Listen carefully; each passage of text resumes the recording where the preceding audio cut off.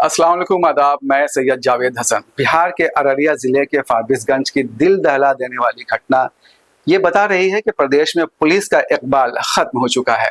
कोई भी किसी वक्त भी दिन दहाड़े किसी की हत्या कर सकता है, गोली मार सकता है, बीच सड़क पर पटक कर गला रेत सकता है, गला काट सकता है और फिर कटे हुए सर को सरेआम लहरा कर नुमाइश के लिए चौराहे पर रख सकता है। इतना दर्दनाक और वहशियाना वाकया नीतीश कुमार और सम्राट चौधरी की सरकार वाले उस बिहार में हुआ जो जंगल राज खत्म करने के वादे पर सत्ता में आया है। सरकार ताजा है, फिर भी पुलिस और प्रशासन की धार जैसे कुंद हो चुकी है। सोशल मीडिया के माध्यम से आपको अब तक फारबिसगंज की मोटी मोटी जानकारी हासिल हो गई होगी। अपने सूत्रों के हवाले से इस वीडियो में हम कुछ जानकारियां जोड़ रहे हैं। हैरत की बात है कि बाजार समिति के मेन गेट के पास सत्तू बेचने वाला रवि चौहान दिन दहाड़े पिकअप वैन ड्राइवर नबी हुसैन पर तेज धार चाकू से लगभग 2 मिनट तक वार करता रहा, फिर गला काटकर धड़ से अलग करता रहा, लेकिन कोई बचाने नहीं आया। ये खौफनाक मंजर देखकर कुछ लोग पैदल और बाइक लेकर भागते रहे और कुछ वीडियो बनाते रहे। हालांकि इस तरह की घटनाओं का वीडियो बनाने का एक फायदा ये होता है कि इससे बड़े बड़े दावे करने वाली पुलिस और प्रशासन की लापरवाही सामने आती है।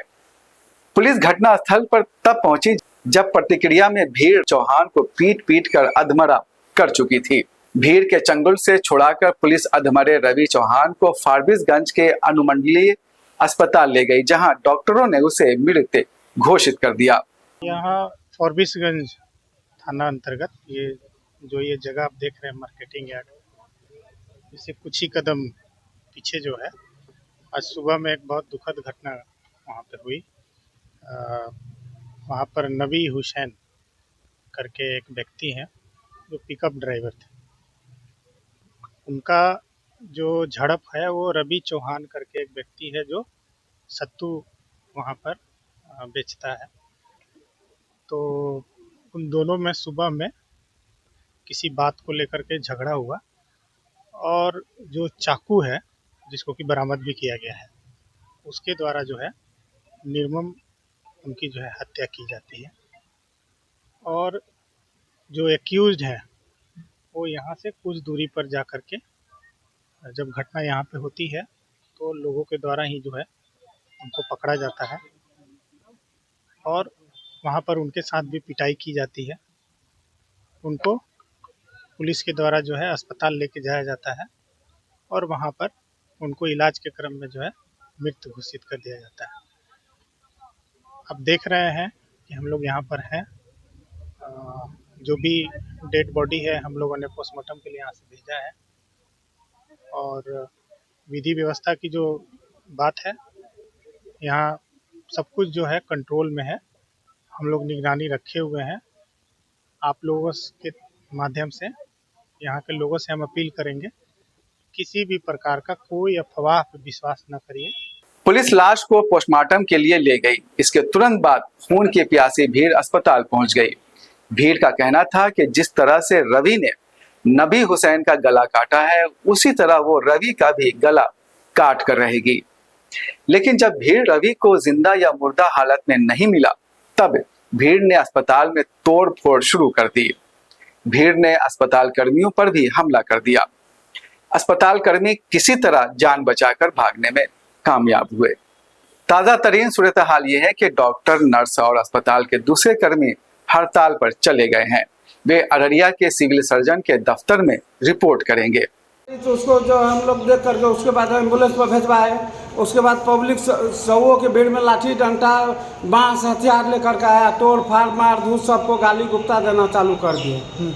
अस्पताल में तोड़फोड़ भी किया जी, पूरा तोड़फोड़ किया है। सो तो आप देख सकते हैं। अस्पताल के मरीज लोग कहाँ गए? मरीज लोग सब कोई किधरों घुस गया, कोई किधरों घुस गया, सब स्टाफ लोग और किधरों डर से भाग गया। जो था फिर बाद में प्रशासन आए तो सबको निकाल करके अभी हम लोग। सोचिए फारबिसगंज का 9 अप्रैल का दिन भर का मंजर कितना भयावह है। खास बात है कि कोई भी आदमी इस पूरे मामले को हिंदू मुस्लिम के चश्मे से नहीं देख रहा है। सभी इसे मानसिक विकृति और लॉ एंड ऑर्डर की नाकामी के रूप में देख रहे हैं। राजद नेता तेजस्वी प्रसाद यादव ने अपने फेसबुक पोस्ट में कहा है, ये है बिहार के भयावह हालात। अररिया जिले के फारबिसगंज में एक शख्स ने सरेआम बीच बाजार दूसरे शख्स का गला काट दिया और सैकड़ों लोगों के बीच उसका सिर लेकर घूमता रहा। बाद में मृतक के परिजनों ने हत्या करने वाले को ढूंढकर उसकी भी हत्या कर दी। पुलिस भी कानून व्यवस्था को संभालने की जगह जान बचाती दिखी। महाचौपट राज की इससे बड़ी तस्वीर क्या हो सकती है? ये घटना साफ दिखा रही है कि बिहार में कानून व्यवस्था किस हद तक बदहाल हो चुकी है। सत्ताधारी भाजपा जदयू के नेता सीएम चेयर के खेल में लगे हैं और बिहार में हर दिन लूट, हत्या, अपराध और बलात्कार की घटनाएं बढ़ती जा रही हैं। अपराधियों के हौसले इतने बुलंद हैं कि दिन दहाड़े सरेआम हत्याएं हो रही हैं और कानून का जरा भी डर नहीं है। बालू दारू में मस्त व्यस्त और पस्त एनडीए शासन के कारण बिहार की आम जनता खुद को असुरक्षित महसूस कर रही है। बिहार में एनडीए राज नहीं, महाचौपट राज है। नरेंद्र मोदी 5 साल बाद चुनावों में आकर फिर भी जंगल राज का बेसुरा राग गाएंगे। सरकार जो है सरकार बनाने में लगी हुई है ना, लेकिन बिहार का पूरा सिस्टम जो है चौपट हो रखा है। अस्पताल में मरीजों का इलाज नहीं हो रहा, दवा नहीं मिल रहा है, स्ट्रेचर तक नहीं मिल रहा है। और दिन दहाड़े जिस प्रकार से आज अररिया के फारबिसगंज में जो निर्मम हत्या हुई, ये साफ जो है पोल खोल दे रहा है इस चौपट राज का। अब इतना भयावह तस्वीर अब तक हम लोगों ने नहीं देखा था कि सरेआम दिन दहाड़े एक व्यक्ति का सर काट करके दिन भर घूमता रहा लोगों के बीच, फिर जिसकी मृत्यु हुई उसके परिजनों ने उसको भी मारा जिसने मारा। प्रशासन कहाँ है? कहाँ है लॉ एंड ऑर्डर? ये सवाल पूछता है। सरेआम वहां हत्याकांड चलता रहा, लेकिन कोई सूद लेने वाला नहीं है।